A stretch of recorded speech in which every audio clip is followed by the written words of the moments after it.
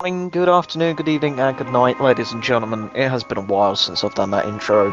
I usually have been reverting back to just a very plain and boring hey everyone, but we are back with another review. I know in our freaky review I did say that it was going to be back to our usual schedule, but here we are, a bit too late. Well, not too late, because we don't care. That's it. No, we are back. Apologies for the delay. I know it's Friday. I'm going to try and get this out for this evening. It may be. We've had a lot. I've left my current job.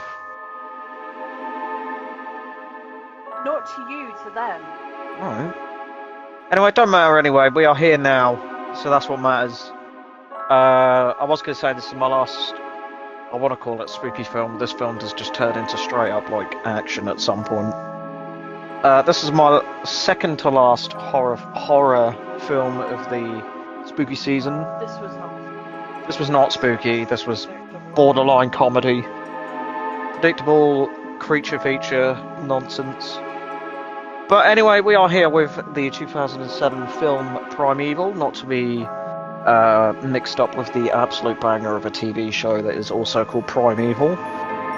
This film has been sat in my Disney Plus watch list for ages because it looked cheap and shit, and I thought at the very least we could make fun of it. So I decided yesterday was the big day to finally get around to watching this. I don't really want to say much. There's very.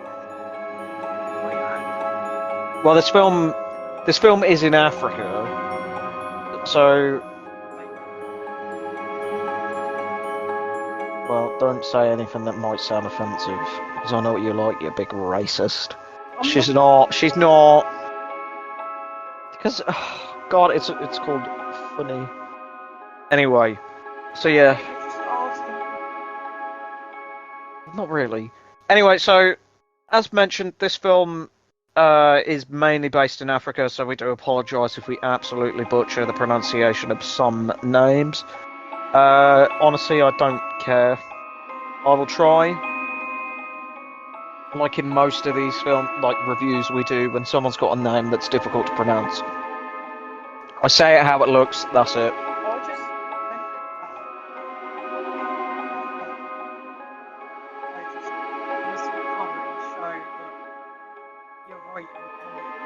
I'll spoil the rest of it.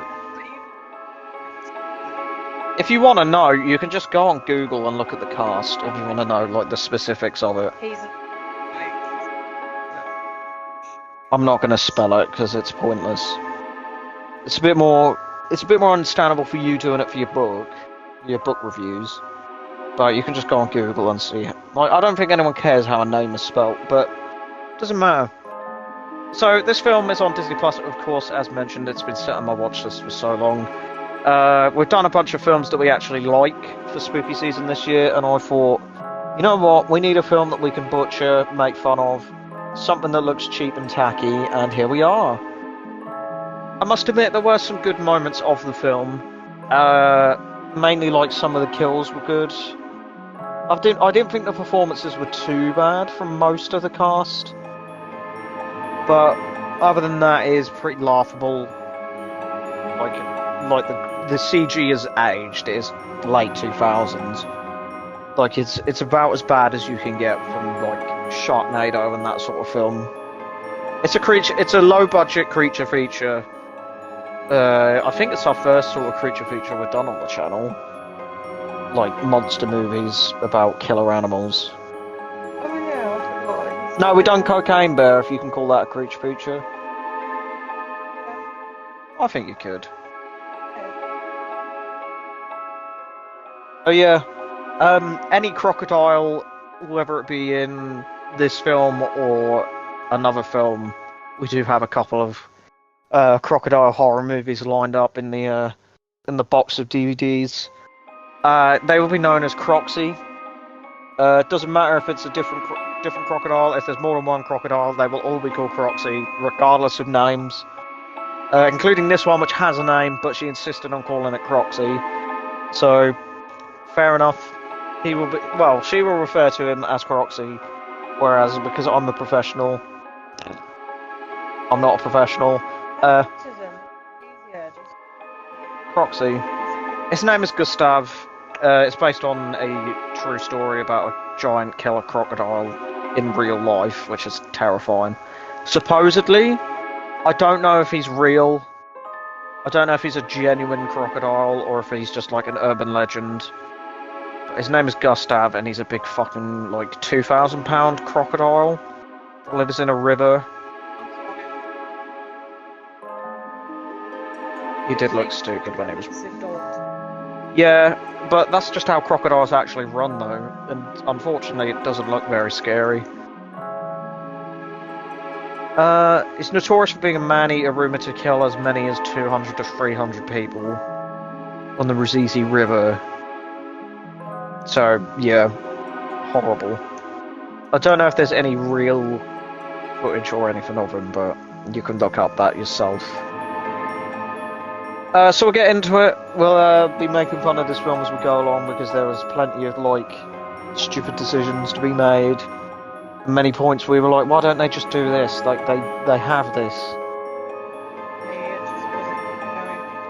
It wasn't scary. It's one of those films where when the creature finally appears, it's completely CGI, and all of the other shots are either in the dark to cover up the cheap CGI. There's a lot of rain, which I don't think there would be this much rain in Africa, like the consistency of it in this. But I don't know, I'm not an expert. But it's just one of them films where the monster doesn't look great, so it's usually in quick scenes, or it's in the dark mostly to cover up the shoddy effects that are used. So it is directed by Michael Catleman and written by John Brancato and Michael Ferris. As mentioned about 5 times already, you can catch this on Disney Plus if you would like to just watch CGI crocodiles for like an hour and a half. It might have been better if we're all drugged up in this fucking household, so we can't drink because we're not allowed to on the medication we take, but it's definitely worth watching if you're a bit more drunk, or just drunk, because it's just, other than that, it's a bit boring. I'll just have a drink. Yeah. Just have a shot for every time they say Gustav. Like, whether or not it's little Gustav or it's Gustav himself. Or any time someone makes a stupid fucking decision. So, we'll get into our little discussion now, so sit back, relax, and enjoy me talking at you for like 20 minutes to half an hour as Amelia colours stuff in on her phone like she always does. No? What are you doing right now then? Focusing on the screen. Oh, you're totally not colouring a gumball machine on whatever your app is. No, you're... I'm seeing things. So, anyway, in Africa, a forensic scientist named Kathy, played by Erica Wessels, investigates a number of mass graves. When she disturbs the ground, she is violently attacked by an unseen creature. Of course, this is Gustav, our giant crocodile. Croxy. I will call him Gustav. She may shout at me every time calling him Croxy. It's Crocs. Crocs, yeah. When I say attacked by an unseen force, it's close-ups of her being dragged along the ground into the water. We're very English. Several soldiers fire at the water to no available until a mangled-up corpse floats to the surface before being pulled back under. Back in the US, Tim, played by Dominic Purcell, an Australian actor who is pulling a very forced American accent. He is probably most well known for Prison Break, because I recognised him and looked at it, and that's just what he was in. And Stephen, played by Orlando Jones, I thought I recognised him, but I didn't. Watch a news report on a disgraced senator. Tim is pulled into a meeting with Aviva. Brooke Langton plays her. Aviva is an insurance company in the UK, so that's very strange. I couldn't unthink that. Unthink that? That's not a word. Unsee that. So, Tim is pulled into a meeting with Aviva where they speak of Kathy, who was reportedly murdered by a crocodile called Croxy. Gustav. Tim's boss orders them to capture it. Tim takes Stephen with them to Africa, where they meet their guide. I was going to say that it's not their guide now that we've seen the film. Their guide is another character. They meet a government official who is named Harry. He is played by Dumisani Mbebe. I think that's how you pronounce it. Don't care enough. Harry tells them that their boat will be ready for them the next day after Tim threatens to pull out of the job. So the team then meets Matt, played by Gideon Emery. I actually know this actor from Call of Duty Advanced Warfare, where he plays a character also called Gideon. He was probably one of the best characters in that story. A reptile expert who gives a breakdown of Gustav. May I just say Advanced Warfare had Captain Spacey in it? Okay. She doesn't know who Kevin Spacey is. It doesn't matter, he's a piece of shit. Allegedly, I should say, allegedly. So, Harry takes them to their boat, which is in the process of being armed with guns and 2 soldiers. As soon as I saw them, I was like, thank you for putting more bodies for us to see get absolutely mulched by a fucking crocodile. The boat was ambushed that night by a local warlord named Little Gustav's men, but the soldiers shoot and kill their attackers. In a very thrown-in sudden scene, a small child is attacked and eaten by Gustav while retrieving a doll. That was literally out of nowhere. There was this nice little happy sort of montage of the villagers, happy music, and then just gone. There goes the little girl. It's just a big CGI mess of just the head coming out of the water. And to avoid showing any violence to children, the water splashes the camera. Speaking of cameras, there is a camera in this film that is absolutely invincible to any form of damage.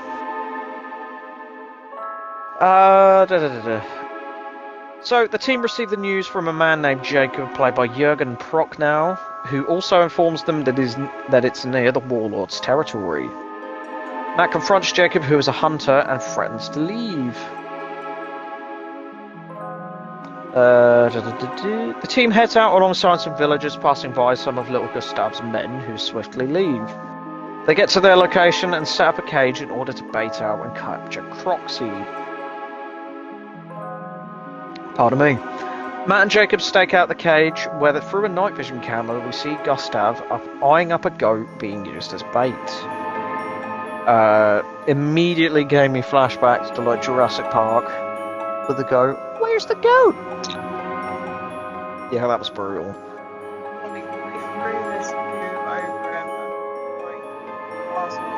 And they did that thing to the dog as well. I think they threw piss on him. Like as a scent. I don't know what they threw over the goat, but they threw something disgusting. There is a dog in this film. I had to Google if the dog died. The dog does not die, but it does get like attacked. Not like by Gustav. It gets attacked by a person that we will talk about later. I can't believe the dog survives the fucking film, but half of the people in this do not. Gustav doesn't fall for the trap, causing Matt to fire a tracking dart onto him as he flees. This is a big fucking dart that somehow sticks to him for ages. Like, even through all the attacks and all the, like, jumping up and splashing, like, that dart doesn't get, like, loosened until the plot needs it right at the end of the film. Like, this dart is, like, invulnerable to any movement. Like, any splashing. He could have even brushed, like, the side of the riverbank and that would have come off. Just right at the end. Because the plot needed it, then the dart came out. No, the dart has been in Croxy the entire time until they track it right at the end and it's not on him. Because the plot needs it. Whereas all of this time, you can... Because they have a little fucking motion tracker. Like the fucking one from Aliens that you will see at some point. I don't know if I want that to be my last film of spooky season. Yeah. The entire time it's on him, but until right at the end, where it's like, oh no, it's fallen off him, where is he now? Yeah, that kind of pissed me off. Their little magic motion sensor is hilarious. Little tracking device even. The team go to the village where they receive a... No, this is where I'm reading from. Where they receive a warm welcome from the locals. No, hang on, I've read that one. What did I? No, I've completely skipped a massive bit to begin with. Apologies. So the team go to the village, ignore the bit about the team going out and using the goat.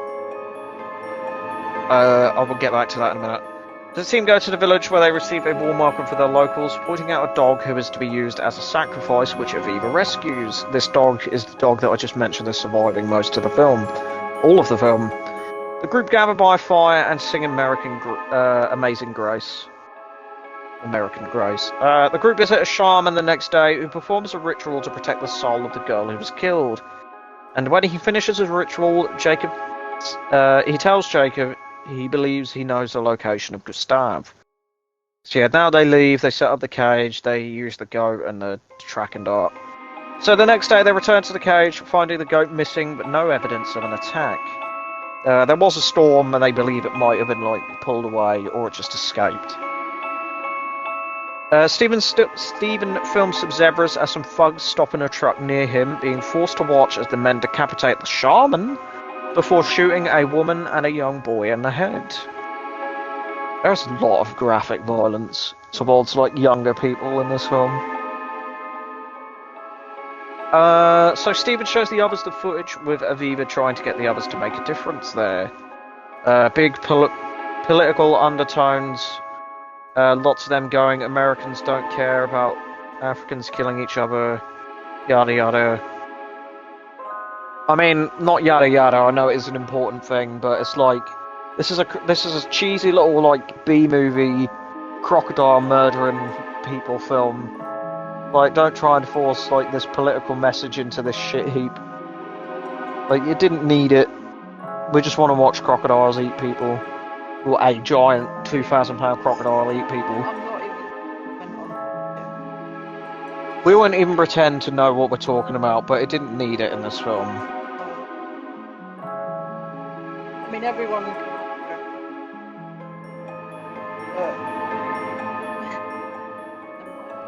Just never mind. You do need to speak up a bit, when you're talking, because you're just looking at your phone going.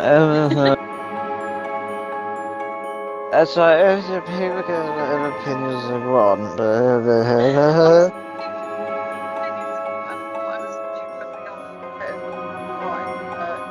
I do not condone violence. Not a good enough reason. Well, no, people should be executed unless they've committed serious crimes. So Stephen read that bit. The group mostly brush her off, causing her to storm out, which is witnessed by one of the soldiers who reports it to someone over the radio. Oh no, the soldiers are bad. A teenager they are travelling with, Jojo, played by Gabriel Malema, jumps into the cage, planning on using himself as bait in order to lure out Croxy. This worked, but the gate is slammed shut, trapping him inside as Gustav attacks, knocking the cage into the water. Now, as I said to you when we were watching this, you have to at least give the stunt team some props, because for the most part this does look like someone was actually in a cage that was being thrown around by a big CGI crocodile. The stunt team at least did a good job. Yeah. Thanks. Sorry.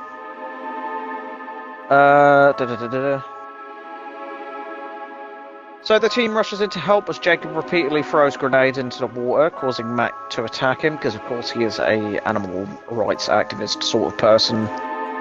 Tim dives into the water and manages to retrieve Jojo, resuscitating him successfully. Back at the camp, the soldier from earlier attacks the dog and holds Aviva at gunpoint, threatening to assault her. It's another of these films. However, we do get some justice, and nothing actually happens. She fights him off until, of course, Croxy appears, attacking him. I want to say brutally tearing him apart, but it was lots of very quick cut scenes of just a crocodile going. I want to say you can't take it. No, he just looks stupid. G-strap? A puppy that eats people. She fights him off until Gustav attacks him, brutally tearing him apart as Aviva flees, reuniting with the others. They all return to camp, finding it in ruins and Gustav gone, conveniently. The surviving soldier reports this to the person on the radio, which Jacob overhears. When they all regroup, the soldier suddenly shoots Jacob in the torso before taking everyone prisoner. Of course, he is revealed to be working for little Gustav. The soldier takes them to the riverside to execute them. However, Jojo appears, shooting the soldier before he can kill Stephen. Very convenient timing. Did I even say that he did a runner? Yeah, they resuscitate him and he does a runner.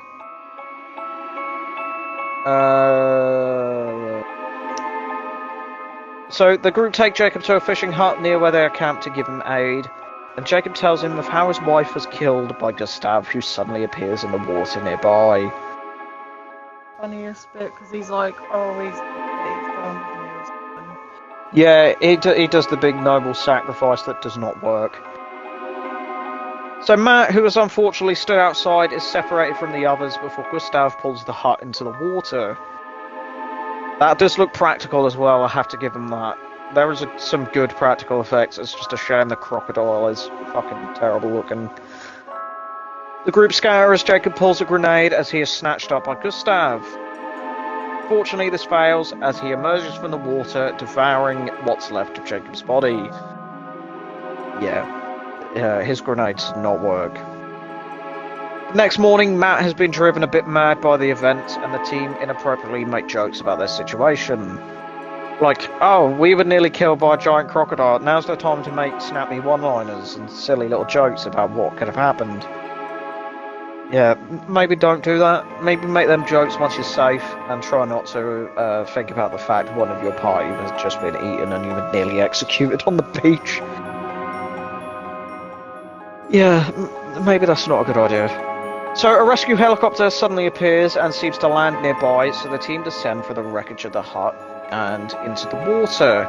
Now, it's this whole bit of suspense they try to do, where it's like, oh no, we've got to go in the water and maybe Gustav's nearby. And it's like, use your fucking tracking system then. Like, you clearly have it. Like, if you don't have to be so, like, cautious, just get that out and go, oh, he's not here, okay, bye. Because they do all this, like, oh, he could be nearby, and then it's just like, it cuts to the next scene of them, like, running up the grass. It's like, waste of time. Sorry, that was a bit of a... That was passion. That was a bit of a ramble.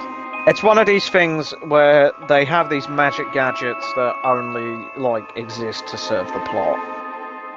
But then it's like, why didn't you just use it here? So they make it to shore and run to where the helicopter is dodging incoming RPGs. A truck suddenly appears and hits Matt, an LG. I don't know why I called him LG here. He's not a TV.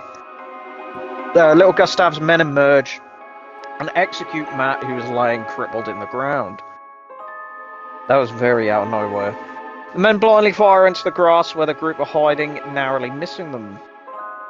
They retreat as the men chase them in the truck, splitting up in order to try and escape. Jojo is unfortunately shot, which makes the men crash, sending one man flying into a tree, killing him.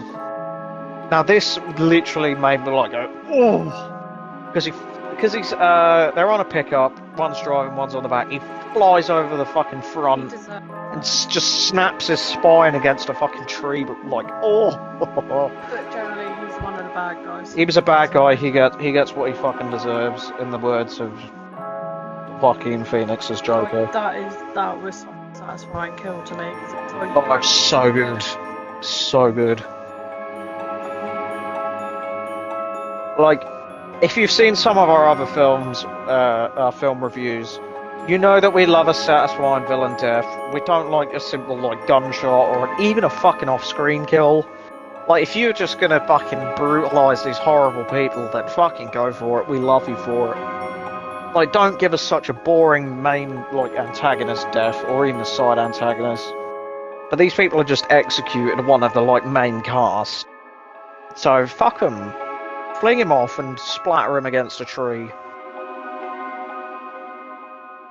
Yeah, that was nice. Yeah. Fuck that guy. However, the other guy's still alive. Oh, but he's gonna get what's coming. Oh, all the bad guys get what coming to them.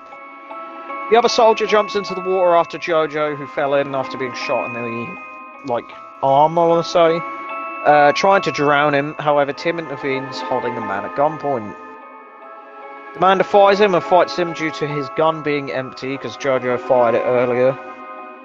Jojo, however, manages to load the gun with Aviva's help, who shoots the man point blank in the head with a fucking elephant rifle. Like, it's mostly off screen, but just the idea of this big fucking, like, large caliber rifle just blasting this dude's fucking head apart is. Ugh. Tim leaves the two of them in order to search for Stephen, who unfortunately has just found Gustav. Stephen flees, somehow outrunning a 2,000-pound giant crocodile, as Tim finds his broken camera. This camera, literally, we watch as it gets, like, flattened by Gustav, who's chasing after him. And it's just like, oh, this still works? Because he fucking watches the tapes back later. And it's just like, how? Like, Stephen literally drops the camera in the water as well earlier. But they're just insistent on being like, we need to show the world how bad this civil war is for Africa. For this part of Africa. And it's just like, well, how does it survive? It gets flattened by this giant crocodile, and they still, like, get to use it. Tim returns to Jojo and Aviva, saying he understands what the shaman said about the war being their fault. Harry suddenly arrives in an SUV to rescue them, but Tim notices that he has the necklace belonging to the shaman, which of course reveals him to be little Gustav. Harry tortures them in order to reveal the location of the footage of him executing the shaman. However, Tim tricks him into following Gustav's tracker. Harry and a soldier take them to a dinghy where they enter the swamp. Of course, the tracker that they just remembered exists. They follow the tracker and Harry forces Tim to retrieve the footage. Tim basically said, oh, this is where the footage is, lol. But of course, in reality, it is the tracker for Gustav. So, Harry forces Tim to retrieve the footage alongside this poor bastard soldier. The two of them enter Gustav's lair, unfortunately finding the dart off of Gustav alongside Stephen's corpse that has a knife with him from somewhere. Yeah, so Stephen gets a fucking off-screen death despite being a main character. Tim stabs the soldier to death and runs, distracting Harry, who loses Aviva in the dark after she runs. Tim finds Aviva just in time for Harry to shoot him a couple of times. However, Gustav emerges from the water, failing to notice Tim and Aviva, who pull the fucking Jurassic Park move of, if we don't move, it can't see us. And it literally roars at them, looks at him, and then just looks at Harry. Like, it's so cliche. Oh, it's dumb. It's dumb and it's stupid. I wish I was drunk. I wish I was able to get drunk. At least we could have had a laugh at it. But instead it attacks and devours Harry, tearing him in half and crushing his head in its jaws. It just pops. It is disgusting. Tim and Aviva retreat in the dinghy and return to the SUV where Jojo is alongside the dog that is somehow still alive and managed to find them. Gustav attacks once more and they hit him with a card, knocking him into the water. Gustav, because he can never keep a crocodile down, emerges again, forcing his way into the back of the SUV. He literally crashes through the back of it. Doesn't kill Jojo, who's in the back seat. Doesn't snap him up, doesn't crush him with the sheer weight of him. Who survives the fucking film. Bullshit, man. Tim manages to stab him several times with a machete and knock him back out of the car. I should say Gustav, not Jojo. Tim and Aviva watch the footage of Stephen on a somehow still intact camera on a plane which also contains Jojo and the dog as they fly back to America. Back at the village, a fisherman has knocked off his boat and eaten off screen before his friend is attacked as the film ends. And there we are. This fucking pretty shit film is done.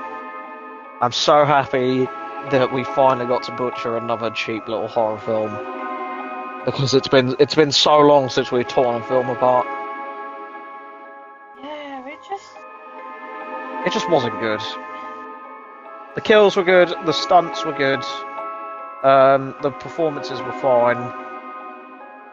Like, there were some good practical effects for some of the kills as well. Like, the shaman's decapitated head was practical, which was unique for a film of this sort of budget, I guess. I don't actually know what the budget is for this film. I couldn't find it anywhere, but I can't imagine it was high. Because there was a point where it was getting towards night time, and it was clearly just a filter slapped on, just to make it look blue. Yeah, we didn't enjoy this film. I think it's safe to say that this is... we didn't like it. It could have been our cup of tea if it was decent, because it's just a silly little monster movie. Like, if it was a bit more like Cocaine Bear, where they took itself less seriously, and had a bit of a laugh with the premise of a giant man-eating crocodile, it could have been a bit more enjoyable, but it did try to take itself too seriously and sort of fell flat in places in regards to that. Do you want to give any thoughts across any of your feelings?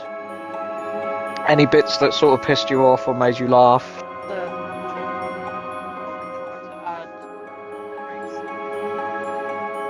Yeah, as we've discussed a couple of times, SA is not good. Obviously, brave comments only on this channel. No, it was just a campy little monster movie that I thought we could have a laugh with, butcher, for your entertainment. Yeah, it was just a bit shit. At the very least, we got to rip a film apart. But other than that, yeah, it was pretty bad. Like, I knew it was going to be bad, but there were parts of this that just were even worse than what I was expecting. But honestly, just have yourself some drinks, have a laugh, go into it without really thinking too much, and just... It didn't go that high up on it. It went really low on the list, like, unsurprisingly.